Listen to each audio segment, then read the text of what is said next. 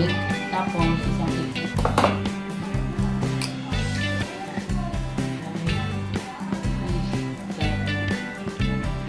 Egg.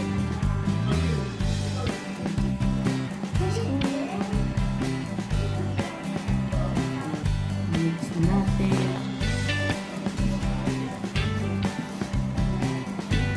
Yun yung nahanap kong consistency.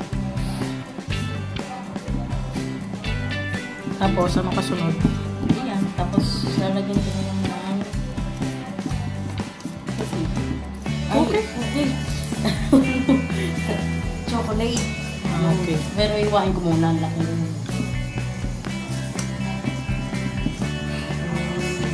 Chocolate daw. Yung pala, flour. Ay, oo. Gano'ng kadami ang flour? 220 grams ng flour. Tapos 5 grams ng baking powder. Tapos mga 20 grams na salt. Ilang cookies ang magagawa? Tingnan, depende sa size. Pero okay. nakalagay dun sa nakita ko, no, 12. Okay. Na Malalaki. Sakto naman yung size. Parang Okay. Medium size.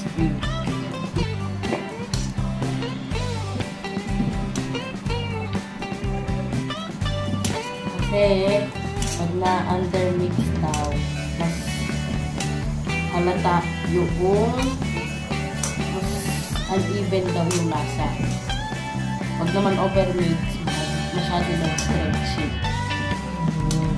Kapag may flour at saka ano yun? Flour at saka baking powder. At ang alam ko, yung salt, wala ko nalaman yung salt.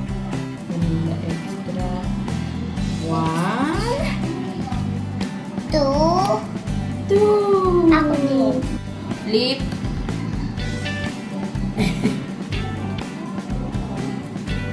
Tapos sandok.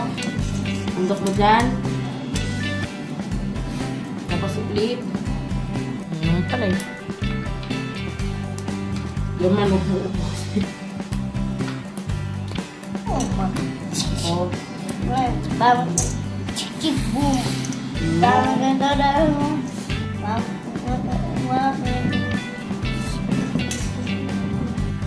Pero hindi pa ako tapos dadagdagan ko ng extra.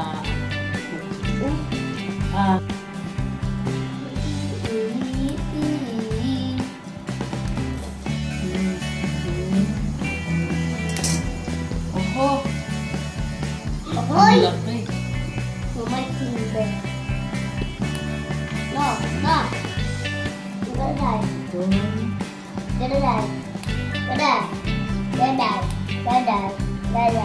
Gaday. Nilagay sa chiller.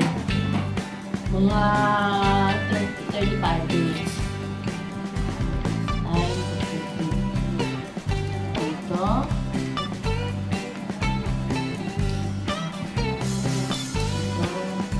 At sobrang layo.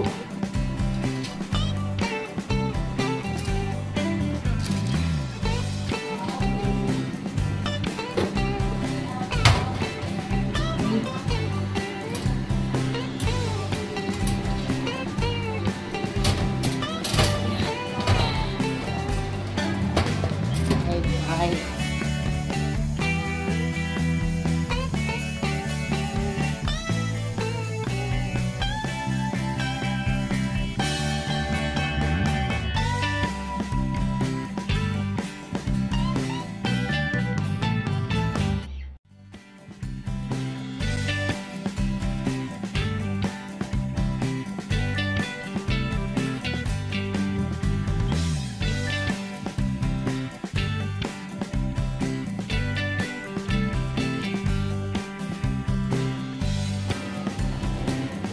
Mother,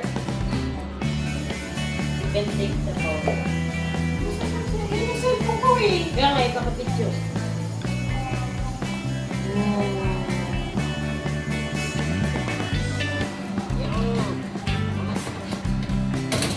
Perfectong tray mo to eh. Huwag ko na kong dito kasi magkaroon ako sa isa.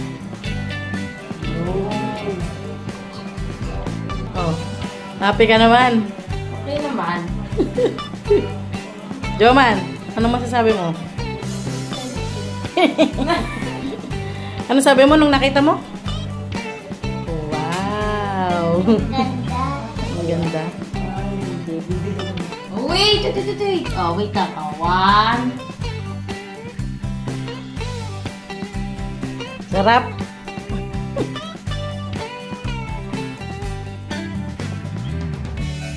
Abot mo sa akin. Tikman mo. Sa akin to. Ano naman? Talaga? Ay, mahiwan to. Buto na lang. Hmm. Dark chocolate. Hmm. Oo. Harder. Next time, dagdagan na lang ng extra flour.